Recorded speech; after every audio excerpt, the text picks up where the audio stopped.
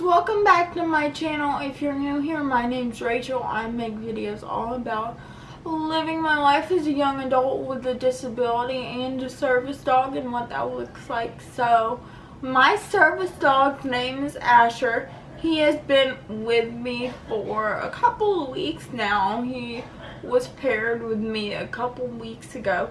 Technically, he's a multi-purpose service dog, but he also does psychiatric service dog task. That is one of his main jobs. And so with that, I wanted to do a video specifically on the difference between an emotional support animal and a psychiatric service dog, because there is quite a difference. Now keep in mind, there are a lot of different service dogs with a lot of different jobs. We're only going over one type of service dog and one job that they have, but you can have a multi-purpose service dog like myself, like a lot of people do, a psych service dog, obviously a guide dog if you're blind. It just all depends. However, my service dog was custom trained. So, we're going to talk about what is an emotional support animal. So, an emotional support animal, which is what Asher is not, is any animal that provides emotional support to a person. So this could be cuddles or just laying there. But the main differences are, A, it could be any animal. B, the animal is only allowed in non-pet friendly housing.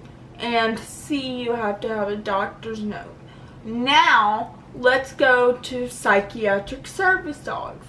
So, psychiatric service dogs take months or years, depending on what kind of job they have, to train. My service dog was in training for about 4 months and is kind of still in training because he's learning everything about me now.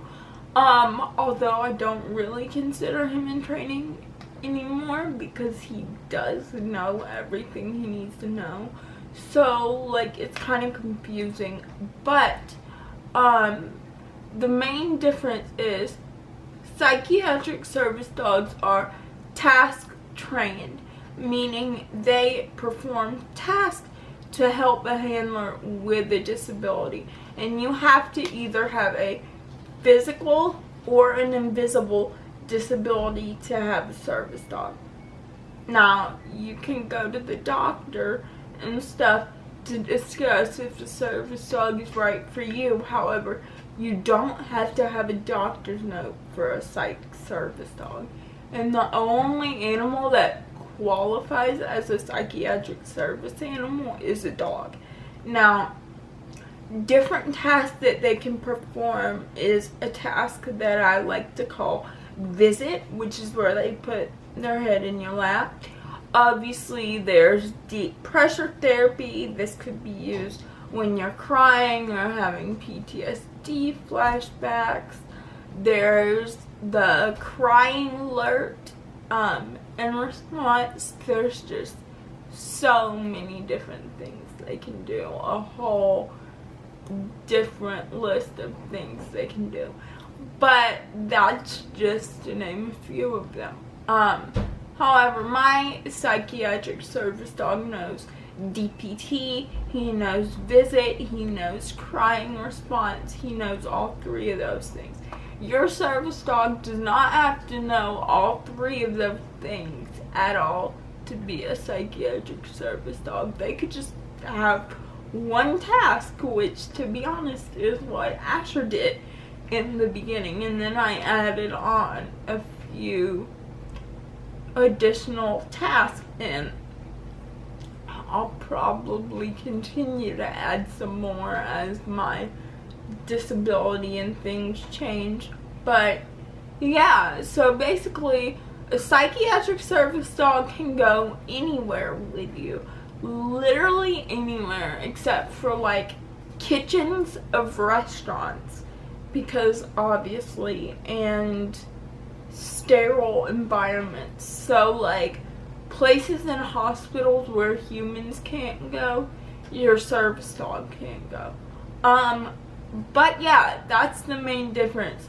These psychiatric service dogs are specifically task trained to help their handler. Like I said, whether that be with crying, with waking them up for PTSD, flashbacks, anything like that. Just anything that has to do with a mental disability that is a task that makes your service dog a psychiatric service dog. You have to have an invisible disability and you have to have those tasks. So well, not those particular ones, but they do have to be task trained. If it's not task trained and it's any other animal besides a dog, or it could just be a dog, and it's just there for your emotional support, doesn't really, which these dogs are valid. If you have an emotional support animal of any kind, it is valid. However, I'm trying to make a differentiation video of the different types, you know what I mean? Just so people will know. But yeah, the difference is the task and work that they do. And so because of the task and work that they do, psychiatric service dogs are, like I said, allowed in places where ESAs are not. They're allowed in airports, things like that. I'm pretty sure the only place your ESA can go is non-pet friendly housing. If you have an ESA, correct me on that if I'm wrong though, because I don't for sure know. But yeah, so any task that helps with a mental disorder qualifies your dog as a psych service dog, as long as, like I said, you have a disability, your dog's been trained to help with that disability, and you're not just taking your dog out, you know, just for the hell of it, you know.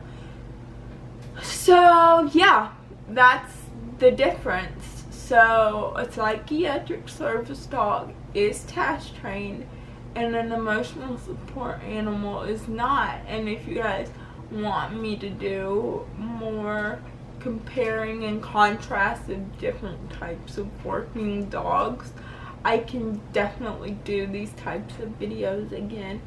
But I love you guys, and I will see you guys in my next video.